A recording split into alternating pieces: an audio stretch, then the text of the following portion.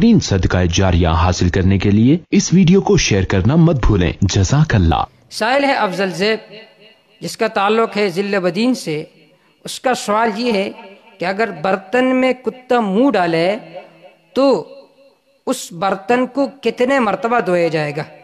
اس کا جواب یہ ہے کہ اگر برتن میں پانی وغیرہ رکھا ہوا ہے اور کتے نے منہ ڈال دیا تو کتے کا جوتا ناپاک ہوتا ہے، اس سے وہ پانی بھی ناپاک ہو جائیں گے، اس کو گرا دے۔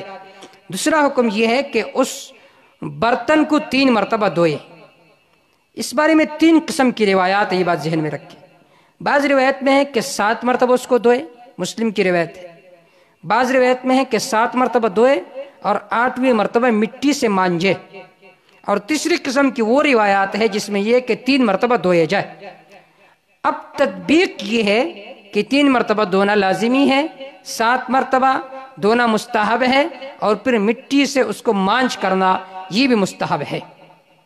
سنن نسائی میں امام نسائی رحمہ اللہ نے باب باندھا ہے، باب تعفیر الاناء الذی ولغ فیہ الکلب بالتراب، کہ یہ باب ہے اس بارے میں کہ جب کتا برتن میں منہ ڈالے تو اس کو مٹی سے مانجے۔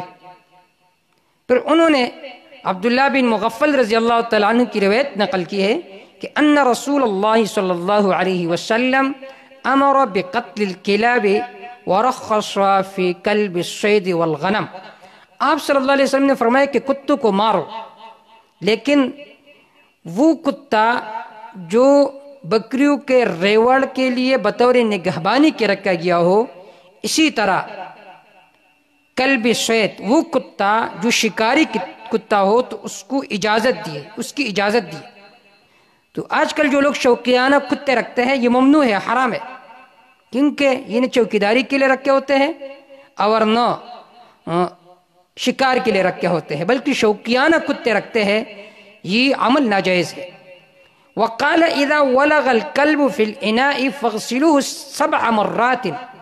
آپ صلی اللہ علیہ وسلم نے فرمایا کہ جب کتا برتن میں منہ ڈالے تو اس کو 7 مرتبہ دھو۔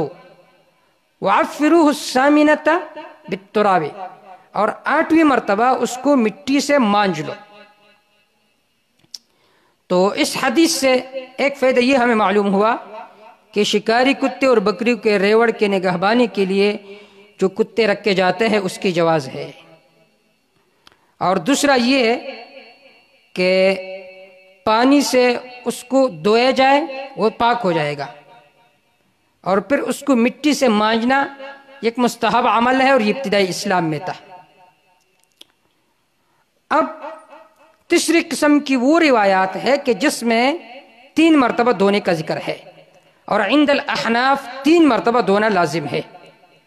اور اس بارے میں احناف کے پاس دلائل موجود ہے۔ یہ جو بعض ہمارے محترمین ہیں وہ کہتے ہیں کہ احناف کے پاس اس بارے میں کوئی دلیل نہیں ہے، تو اس بارے میں صریح روایت موجود ہے، دارقطنی میں ہے، حدیث نمبر 193 عن عطاء عن ابی ہریرہ رضی اللہ تعالی عنہ قال اذا ولغ الكلب في الاناء فاحرقه ثم اغسله 3 مرات۔ آپ صلی اللہ علیہ وسلم نے فرمایا کہ جب کتا برتن میں منہ ڈالے تو اس پانی کو گرا دو، ثم اغسله 3 مرات، پھر اس برتن کو 3 مرتبہ دو۔ اب دیکھیے 3 مرات کا تذکرہ ہے۔ اس طرح مصنف عبد الرزاق جلد 2 صفحہ نمبر 97 میں ہے، عطا بن یسار کا فتویٰ موجود ہے کہ انہوں نے فرمایا کہ 3 مرتبہ، 5 مرتبہ، 7 مرتبہ دھونے کی اجازت ہے، چاہے 3 مرتبہ دو، چاہے 7 مرتبہ دو، چاہے 5 مرتبہ دو۔ عبد الرزاق روایت کرتے ابن جریج سے، ابن جریج فرماتے قلت لعطاء کم یغسل الماء اناء الذی یلغ فیہ الکلب، کہ کتنے مرتبہ اس برتن کو دھویا جائے جس میں کتا منہ ڈالے؟ تو آپ نے فرمایا کل ذالک سمعت 7 و5 و3۔ آپ نے فرمایا کہ میں نے یہ تینوں قسم کی روایت آپ صلی اللہ علیہ وسلم سے سنی ہے، 5ویں مرتبہ دھوتے ہو پھر بھی دھو سکتے ہو، 7ویں مرتبہ دھوتے ہو پھر بھی دھو سکتے ہو، 3 مرتبہ دھوتے ہو پھر بھی دھو سکتے ہو۔ تو حاصل یہ ہے کہ 3 مرتبہ دھونا لازم ہے، 5 مرتبہ اور 7ویں مرتبہ دھونا مستحب ہے۔